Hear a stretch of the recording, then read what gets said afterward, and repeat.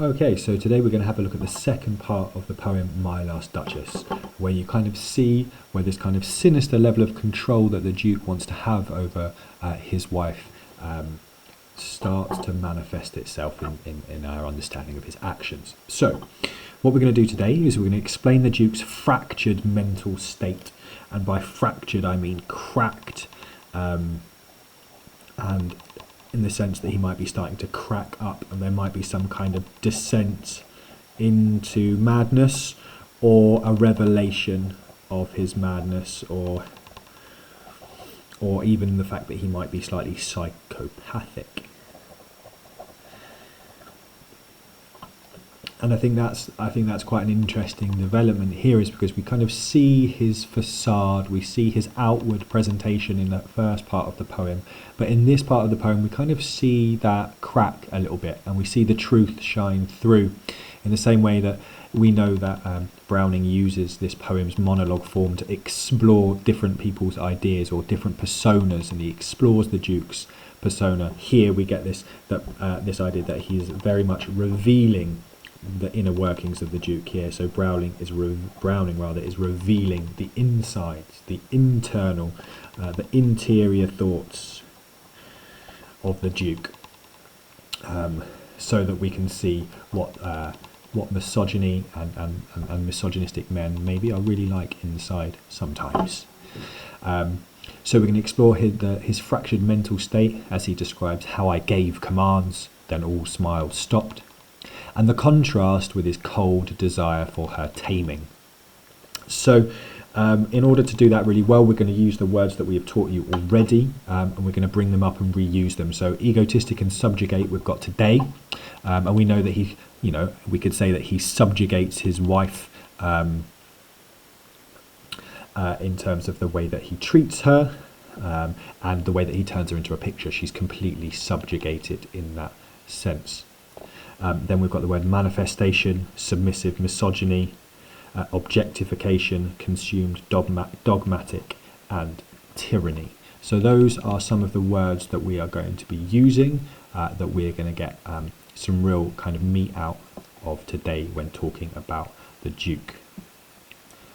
So we also have today's word. Dive into the text itself and see some of the key quotations that we want to look at today. So the first one is this quote here.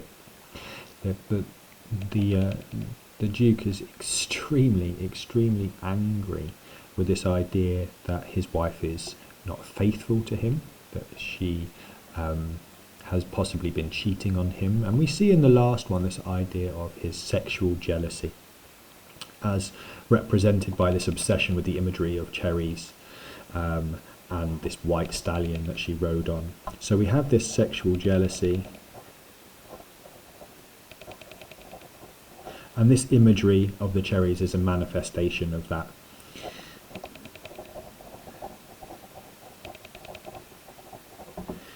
But it's not just that he is angry about. He's angry about her outlook on life. She enjoys the simple things, and I think he does realise that.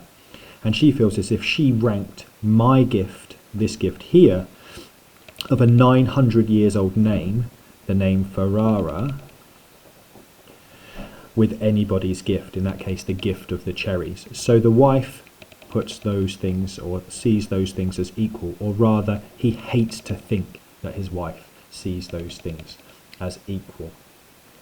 And what we learn about the Duke here is that he hates his wife's kind of simple and innocent and naive nature. So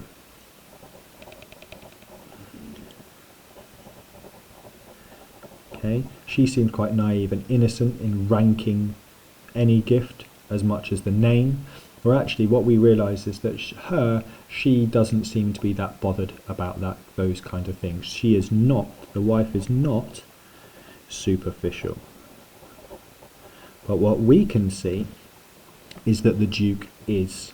And in fact, what we see here is my gift of a 900 years old name kind of emphasises that kind of superficial view. So we see that he is superficial. He views a name as more important as experiences. but also that he's starting to become quite obsessed with status. A name or a title equals status, and if you have status, you have power. And he cares more about power and family pride and status than he does about his wife. And it is all about this idea of honour.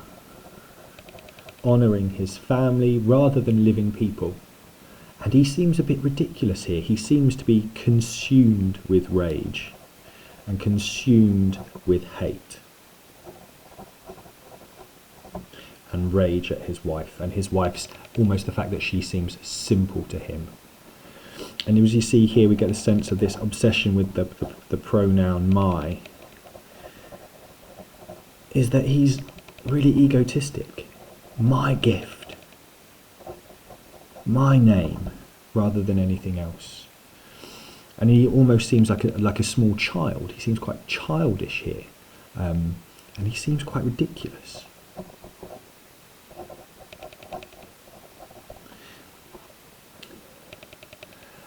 But that's what we kind of see about him here. And I do wonder, is Browning mocking him? Is Browning mocking people that view status and honour and power and names as more important than real life?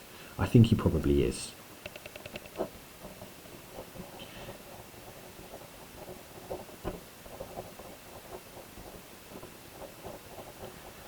Okay. He lets the Duke say these ridiculous things and sounding like a little child. My gift's better than everyone else's gift.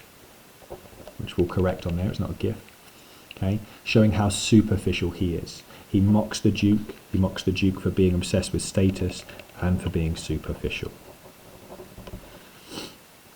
So that's kind of the first bit of his kind of descent into like a sort of almost fragility and a fractured mental state. This obviously really gets to the Duke, because what we see afterwards is that this gets to him so much that it affects his behaviour.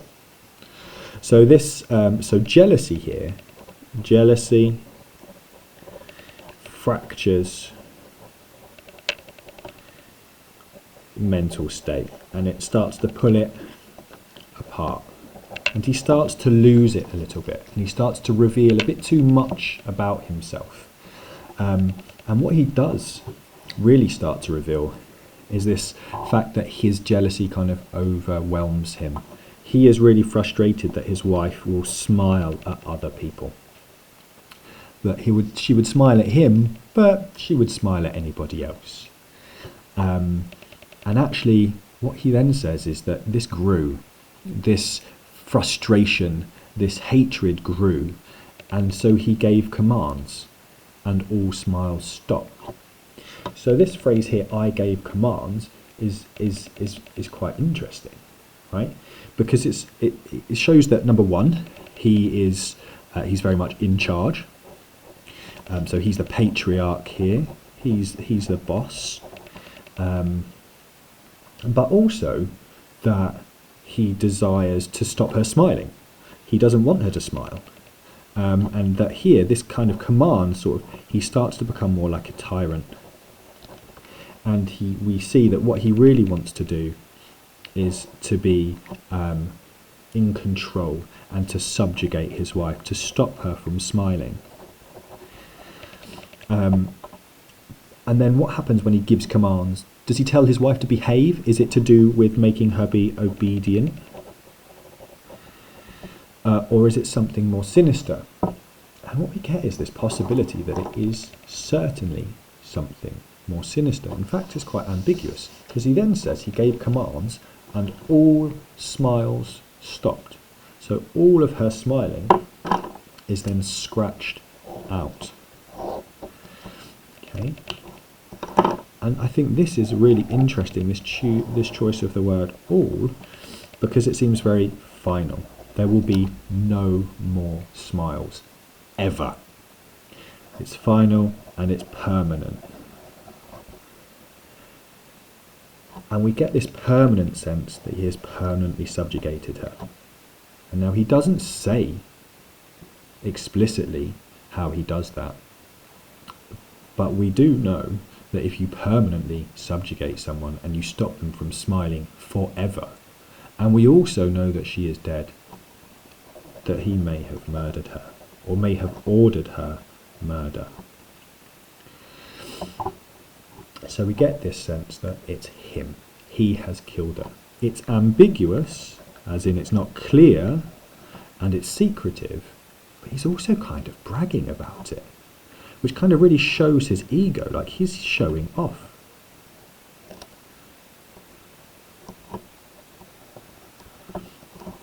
So we have this really sinister suggestion that he is bragging about his murder, and that is quite sinister, right? It's quite creepy to brag about your wife's murder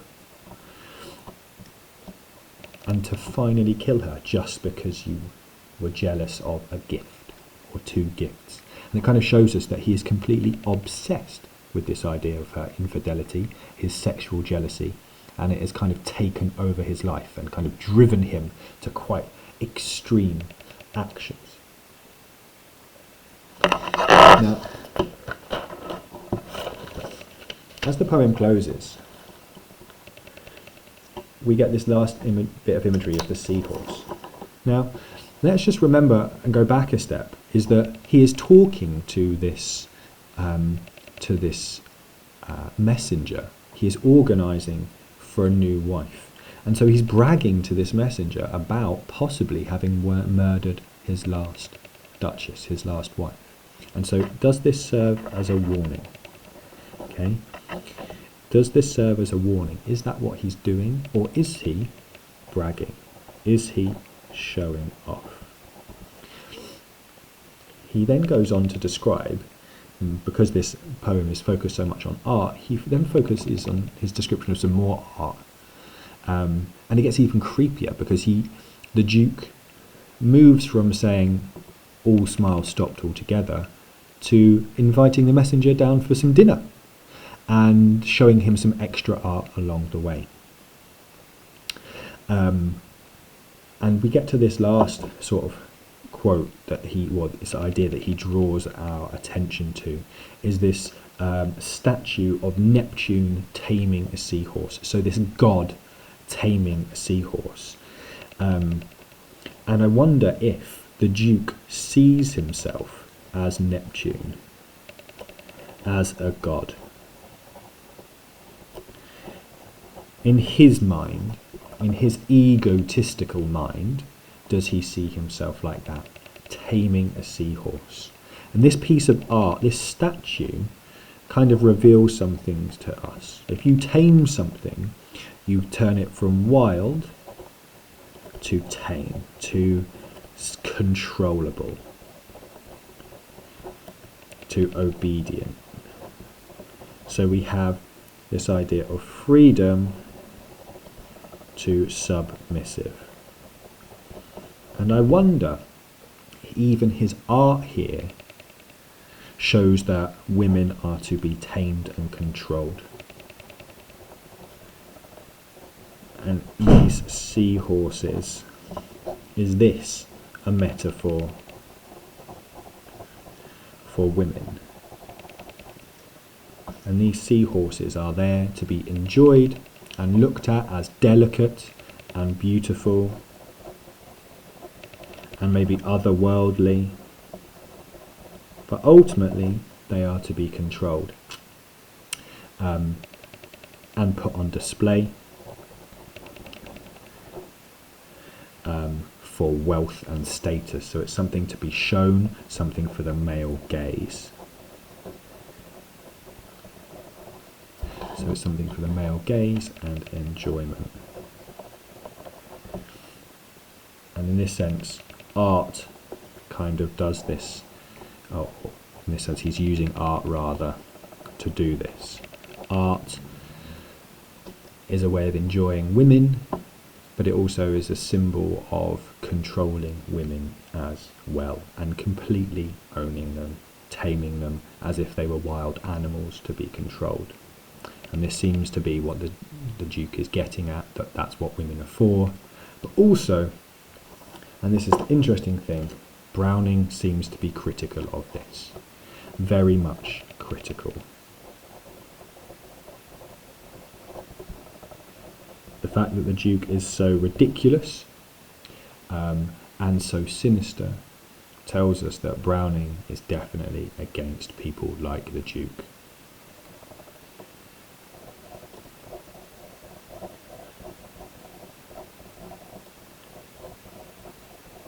Okay, so what we know is the Duke wants to tame his wife, his new wife, and he's very dogmatic about that. He doesn't want to change, and he's very misogynistic in his view of women.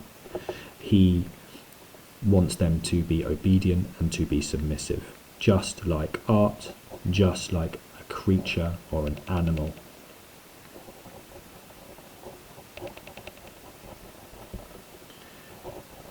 Definitely dogmatic in the sense that he is not changing his beliefs. And I wonder, is Browning criticising a dogmatic society?